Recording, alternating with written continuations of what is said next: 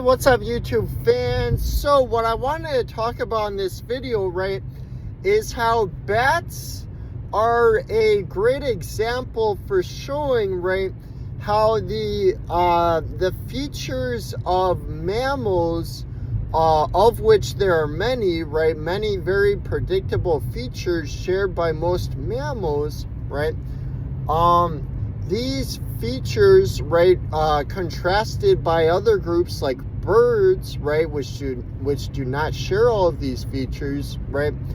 These features do not actually have to all be as they are, right, and it's predictable based on the nested hierarchical patterns we observe in life, right. So the reason why a bat is a good example for comparison, right, is because a bat flies, right, like a bird does, right? In the case of like reptiles, a lot of reptiles move quadrupedally, but they're cold-blooded, all living reptiles, excluding the birds, right? And amphibians are, not only are they cold-blooded, they're non-amniotic as well, right? And so those are therefore, and also none of them, and so that, in any event, that makes the birds a better group to compare to the mammals, right, in showing that the traits of mammals do not really need to all be as they are, right, because you have warm-blooded, fast animals, right. So equal efficiency from those standpoints, right? Like speed. In the case of ostriches, right? They run faster than a human, right? Faster than most mammals, right? Even though they lack most of the features of mammals, right?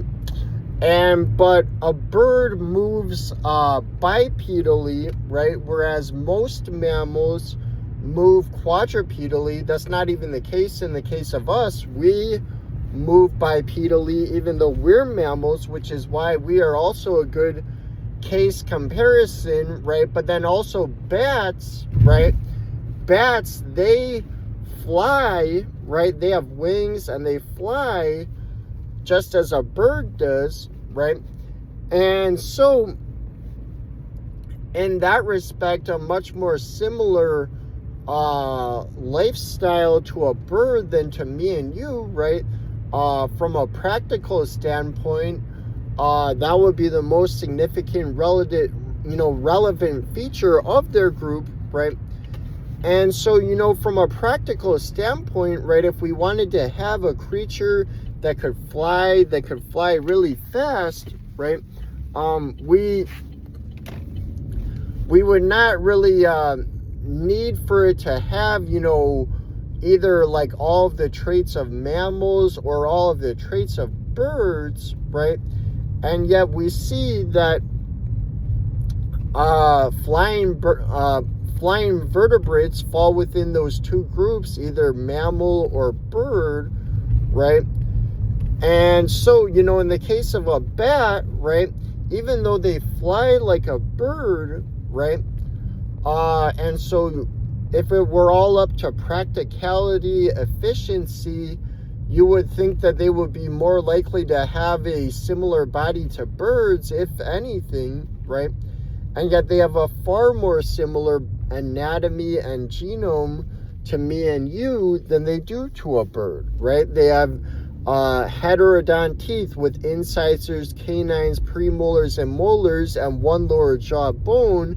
They have 7 neck vertebrae, right, which is something we see in virtually all mammals, with the only 2 living exceptions being sloths and manatees.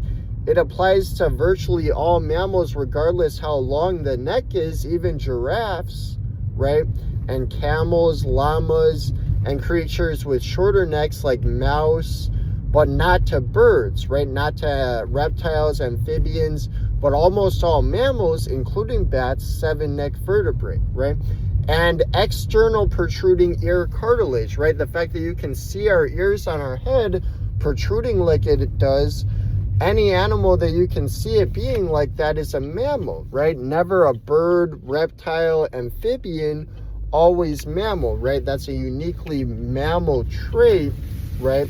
And also having 3 middle ear bones, whereas a bird has just 1, right?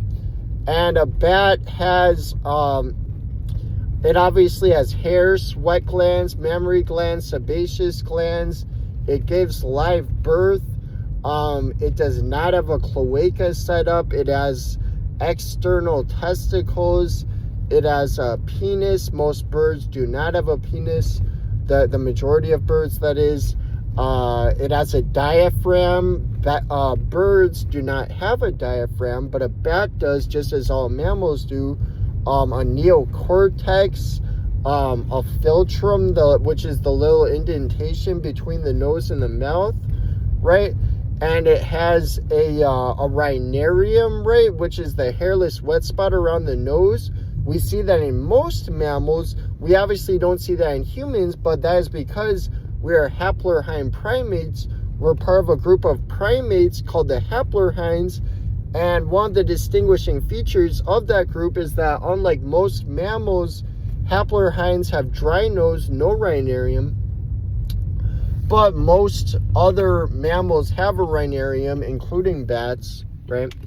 And a bat has an epiglottis like most birds. And so in all of these ways, right, a bat has a more similar anatomy to me and you, right? And also because a bat is a mammal, whereas a bird is not, we would expect that the bat's wings were evolved independently of the bird's wings, and we would therefore expect there to likely be fundamental differences between their wings, that, you know, where any 2 bats would have a more similar wing to any 2 birds. And that is the case if you look at the skeleton. The skeletal structure of a bat wing versus a bird wing is very different. It's consistent for both groups. It's consistent across the group, right? But it's very different between bat versus bird, right? And then and then a bat also does not have, right, the various features that distinguish birds, right? Several distinguishing features of birds, right? Like, for one thing, birds have a 2-chambered stomach, right? Most mammals, including bats, do not. Birds have beaks, right? Bats do not.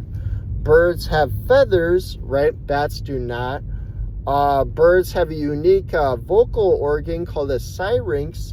Only birds have that. No mammal has that, including the bats. They do not have a syrinx.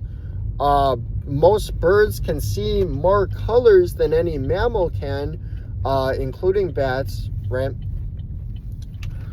And birds have a unique fused bone in their limbs called a tarsometatarsus.